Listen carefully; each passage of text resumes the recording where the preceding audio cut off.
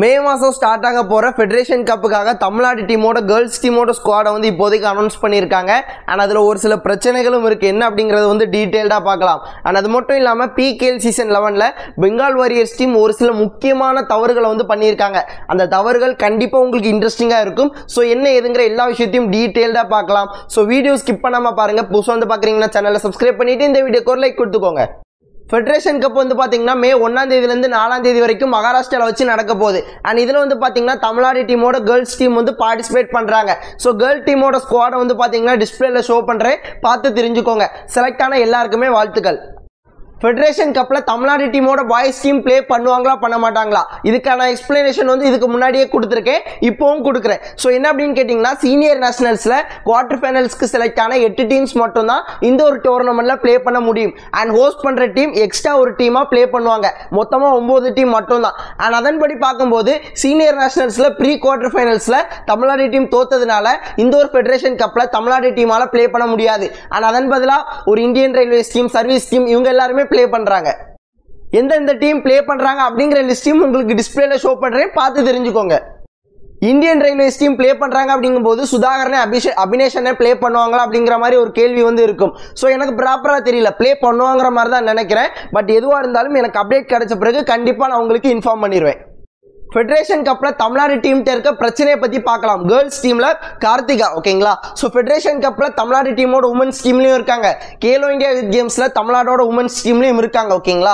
So என்ன பிரச்சனை அப்படின்னு கேட்டிங்கன்னா, மே 1ஆம் தேதியிலேருந்து 3ஆம் தேதி வரைக்கும் ஃபெடரேஷன் கப் வந்து பார்த்தீங்கன்னா மகாராஷ்டிராவில் நடக்குது. மே 4ஆம் தேதியிலேருந்து 8ஆம் தேதி வரைக்கும் பீகாரில் கேலோ இந்தியா யூத் கேம்ஸ் வந்து நடக்குது. ரெண்டுத்துலேயுமே கார்த்திகா வந்து இருக்காங்க. ஸோ இந்த ரெண்டு டீம் எப்படி பேலன்ஸ் பண்ண போகிறாங்க? டேரெக்டாக கேலோ இந்தியா போயிடுவாங்களா, இல்லைனா ஃபெடரேஷன் கப் முடிஞ்ச உடனே அங்கே போவாங்களா, அவங்களுக்கு டைம் கரெக்டாக இருக்குமா, ரெஸ்ட் கரெக்டாக எடுத்திருப்பாங்களா? ஸோ இந்த மாதிரி நிறைய விஷயங்கள் வந்து இருக்கு, ஓகேங்களா.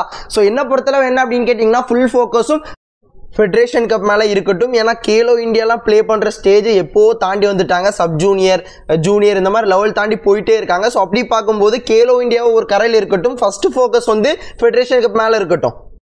பெங்கால் வாரியர்ஸ் டீம் நல்ல ஒரு ஸ்கவுட்டிங் டீம் வந்து வச்சிருக்காங்க, நிறைய நல்ல பிளேயர்ஸ் வந்து எடுக்கிறாங்க. பட் அவங்களால ப்ராப்பராக வாய்ப்பு வந்து கொடுக்க முடியல.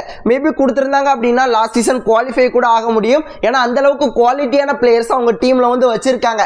ஸோ நான் இன்னைக்கு ஒரு 2 பிளேயர்ஸும் சொல்றேன். 2 பிளேயர்ஸும் இப்போதைக்கு தரமான செயல்கள் வந்து பண்ணிட்டு இருக்காங்க. ஃபர்ஸ்ட் அர்ஜுன் ரத்தியை பொறுத்தளவு யுவா கபடி சீரிஸோட நம்பர் 1 ரைடர் வந்து பார்த்தீங்கன்னா அவர் தான். அதிக புள்ளிகள் எடுத்ததும் அவர் தான். ஸோ அவரை வந்து பார்த்தீங்கன்னா இந்த PKL சீசன் 11 ஆப்ஷனில் கிட்டத்தட்ட 60க்கும் மேலே லட்சம் கொடுத்து கேட்டகரி டியில் வந்து எடுத்தாங்க. கேட்டகரி டியில் மோஸ்ட் எக்ஸ்பென்சிவ் பிளேயர் வந்து பார்த்தீங்கன்னா அவர் தான், ஓகேங்களா. ஸோ அவர் வந்து எடுத்தாங்க. பட் அவருக்கு ப்ராப்பராக வாய்ப்புகள் வந்து கொடுக்க முடியல. இன்ஜுரியா என்னன்னு கரெக்டாக தெரியல. பட் ப்ராப்பராக வாய்ப்புகள் வந்து பார்த்தீங்கன்னா கொடுக்க முடியல, ஓகேங்களா. அண்ட் இதே போல் இந்த யங்ஸ்டர் மேலே வச்ச நம்பிக்கையை கடைசியாக PKL சீசன் 10 ஆப்ஷனில் நம்பிக்கை வச்சு கிட்டத்தட்ட 30க்கும் மேல லட்சம் கொடுத்து நிதின் தன்கர் அப்படிங்கிற ஒரு பிளேயர் வந்து எடுத்தாங்க. இப்போ பெங்கால் வாரியர்ஸ் டீமுக்கு ஸ்டார் ரைடரா இருக்காங்க. ஆனா அதே போற ஒரு நம்பிக்கை வச்சு தான் அர்ஜுன் ரத்தியும் எடுத்தாங்க. பட் இன்ஜுரியா என்னங்கிறது கரெக்டா தெரியல, அவருக்கு பெருசா வாய்ப்பு கிடைக்கல. இப்போ அர்ஜுன் ரத்தி கடைசியாக நடந்த சீனியர் நேஷனல்ஸில் சர்வீஸ் டீமுக்காக செலக்ட் ஆனார். அண்ட் சர்வீஸ் டீம் அந்த சீனியர் நேஷனலில் ஜெயிக்கவும் செஞ்சாங்க. இவருக்கு பெருசாக ப்ளே பண்ணுறதுக்கு வாய்ப்புகள் கிடைக்கல. பட் இருந்தாலும் சர்வீஸ் மாதிரி ஒரு டீமுக்கு வந்து செலக்ட் ஆகிருக்காரு அப்படிங்கும்போது திறமை இல்லாமல் போக முடியாது. அடுத்ததாக Sagar, left corner position play பண்ணக்கூடிய ஒரு பிளேயர். பெங்கால் டீமில் ஃபசல தெரிஞ்சலி இருந்தனால இவருக்கு பெருசாக வாய்ப்புகள் கிடைக்கல. பட் ஒரு கட்டத்தில் ஃபசலையும் வெளியே எடுத்துட்டாங்க. மேபி அந்த இடத்துலையாவது வாய்ப்புகள் கொடுத்துருக்கணும், பெருசாக கொடுக்கல.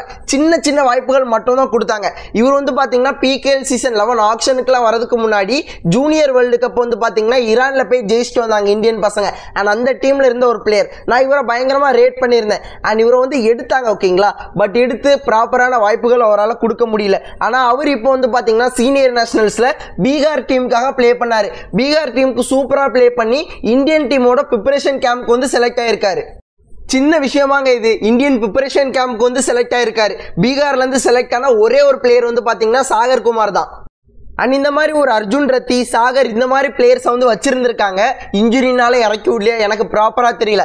பட் வாய்ப்பு கொடுத்துருக்கலாம் அப்படிங்கிறது தோணுது. மேபி கொடுத்துருந்தாங்க அப்படின்னா இன்னுமே பெட்டரான பர்ஃபார்மன்ஸஸை PKL season 11 Bengal warriors team பண்ணுறதுக்கு வாய்ப்புகள் அதிகமாக இருந்திருக்கும். உங்களோட ஒப்பீனியனை மறக்காமல் கமெண்ட்டில் சொல்லுங்கள். அண்ட் வீடியோவில் தான் இவ்வளோ நேரம் வீடியோ ஸ்கிப் பண்ணாமல் பார்த்தா உங்கள் எல்லாருக்குமே நன்றி. இதே பண்ண நல்ல வீடியோ நான் நாளைக்கு பார்க்குறேன். அது வரைக்கும் டாட்டா, பாய், see you நண்பா.